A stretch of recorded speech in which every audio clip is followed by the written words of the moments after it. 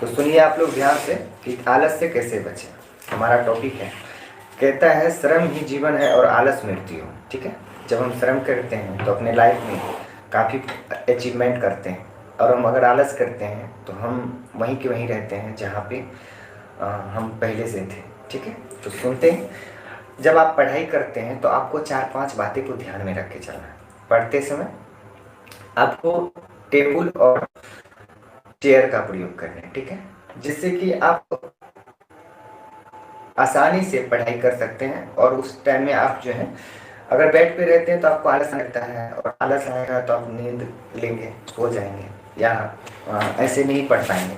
लेकिन अगर आप टेबल और कुर्सी का प्रयोग करते हैं तो वहाँ पे हमारा शरीर साइलेंटली स्ट्रेंथ रहता है, खड़ा रहता है, और उस समय में हम अपने स्टडी को बेहतरीन कर सकते हैं। ठीक है, तो उस समय में आपको एक गिलास पानी रखना है अपने पास, जिससे कि आप पढ़ते समय बीच बीच में थोड़ा थोड़ा पानी ही लेना है। एकाएक घटघटा के नहीं पी जाना। अगर आप घटघटा पी जाओगे तो फिर आलस आएगा।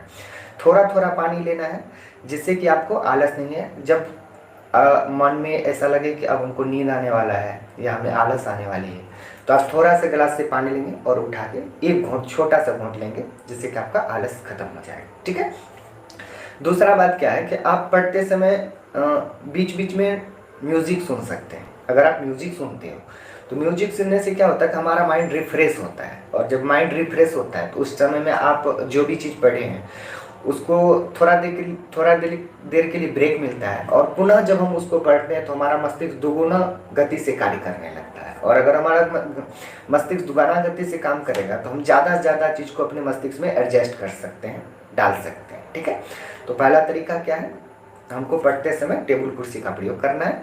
दूसरा तरीका है, एक गिलास पानी रखना है। ठीक है, अगर बीच बीच में छोटा छोटा टॉनिक का उपयोग करना है, थोड़ा थोड़ा पानी पीना है। थोड़ा थोड़ा नहीं प्रयोग करेंगे, एकाएक घटघटा के नहीं पीना है। एक घोंट लिए फिर रख दिए, कुछ देर के बाद फिर एक घोंट लेंगे, फिर रख देंगे।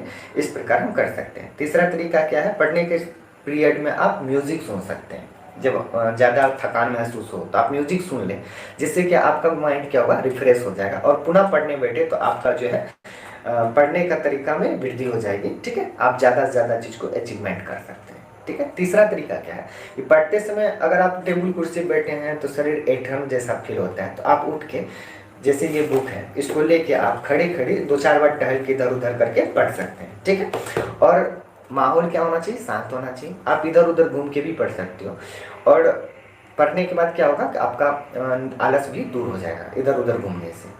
अब अगला तरीका क्या है कि अगला तरीका है हमारा कि जब भी आप पढ़ें उस समय में आपको ध्यान में अदर कुछ भी नहीं नजर आना चाहिए, सिर्फ आपके को पढ़ने का ही जुनून होना चाहिए।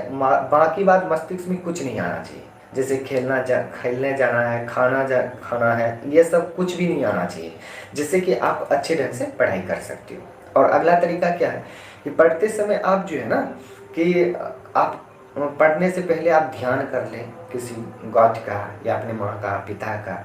आप अपनी मजबूरी को देखें, आप अपनी कठिनाइयों को देखें कि आप किस तरीका से यहाँ पढ़ने आए हो, क्या स्ट्रगल आपके लाइफ का, आप क्या करना चाहते हो, ये सब माइंड में सोचें। अगर आप ये सब बात को सोचते हैं तो आपका मस्तिष्क दुगुना गति से कार्य करता है, और आप उसमें अच्छा परफॉर्मेंस कर सकते हैं। आई होप आप लोग को समझ में आया होगा आलस से हम कैसे बच सकते हैं।